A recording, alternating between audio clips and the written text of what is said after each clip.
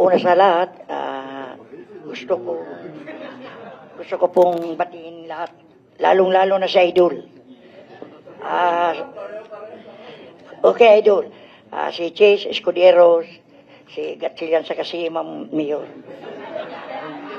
Villanueva, sorry. Sorry tabi, Senator. Senator, sorry. Talagang tao lang, nagkakamali. Ang hingin ko Madalas lang, po yun mangyari, madalas. Oo. Ang hingin ko lang na tulong kay Idol kasi matagal na kaming walang bikulo.